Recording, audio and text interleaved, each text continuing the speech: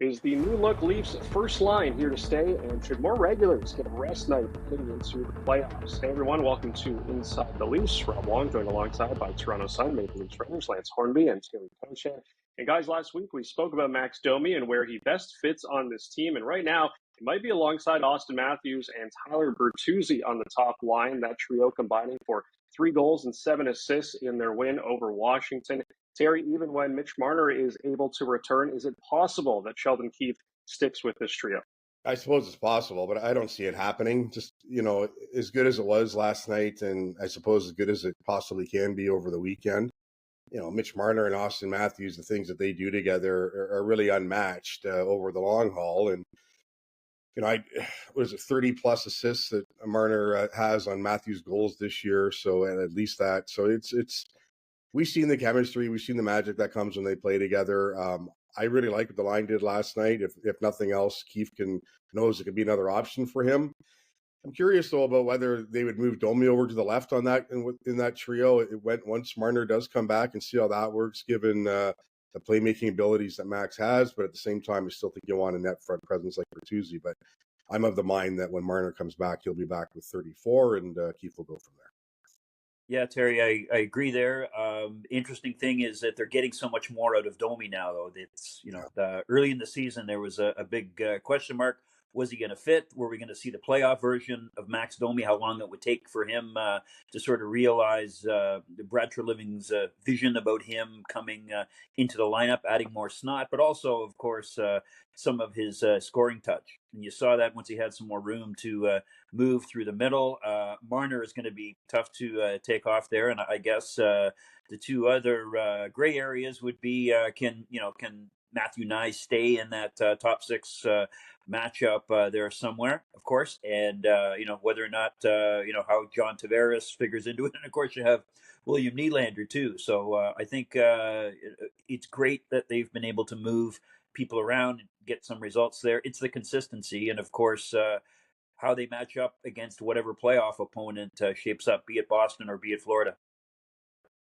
Well, considering how slow both of those guys started, it's nice to watch them find their groove right now here heading into the final stretch. Meanwhile, we saw Sheldon Keefe healthy scratch TJ Brodie to give the struggling veteran defenseman a night off to reset, Lance. And with the Leafs firmly cemented in a playoff spot, is it possible that Sheldon Keefe should give out some more load management to some of his regulars to keep them fresh for the postseason?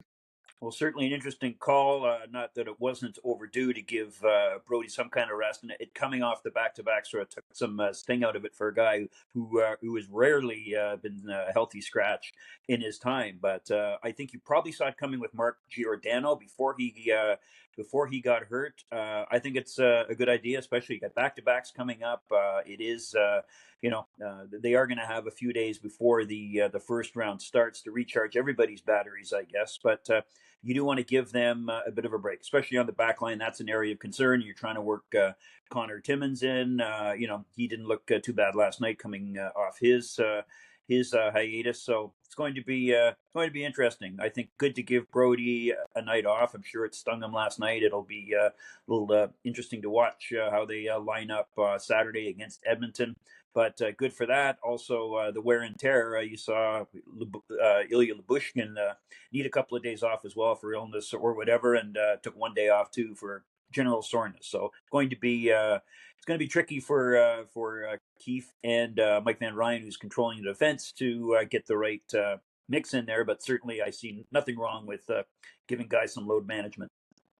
Yeah, it's like it's right. It's about the balance now, right? So you've got the playoff spot. I mean, the Leafs aren't going to fall out of that. I'm pretty sure they're going to be in third place in the Atlantic. But load management, you still want guys to be ready. And like Lance alluded to, there is going to be a gap there once the Leafs are done the regular season of probably at least 5 days. So the players will have a chance to recharge and everything. And taking Brodie out last night, that had to be done. I mean, as Keefe had alluded to, the struggles there have been more or less season long, and for whatever reason, the veteran has just hasn't got on track. And we'll see if that helps him going forward. But Giordano's going to come back in the picture at some point. The good thing about if Keefe does decide to go do this going forward with other D-men, is, all they keep talking about is the depth, which we see. So you can slide guys in and out fairly easily and not be worried that you're not going to get production or not a good play from whoever's going in.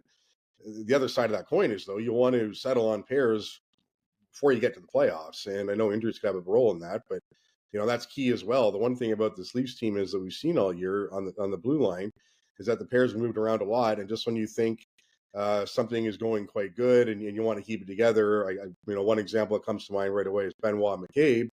They make a trade for Joel Edmondson, and that sends Benoit out of the lineup, numbers only, when he didn't deserve to be taken out. So there are a lot of balls in the air, if you will, going forward with the deep pair in the next, X amount of games they have left.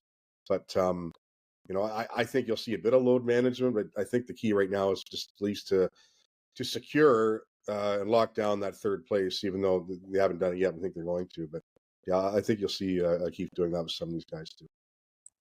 Yeah, a lot of options for Sheldon Keefe at this point with the depth on the blue line. But as Lance mentioned, Leafs definitely going to need some rest heading into Saturday when they host Connor McDavid and the Edmonton Oilers. As always, leave your thoughts in the comments section below or send us an email at TorontoMapleLeafs@Postmedia.com. For Lance Hornby and Terry Koshan, I'm Rob Wong. Thanks for tuning in, and we'll talk to you next time.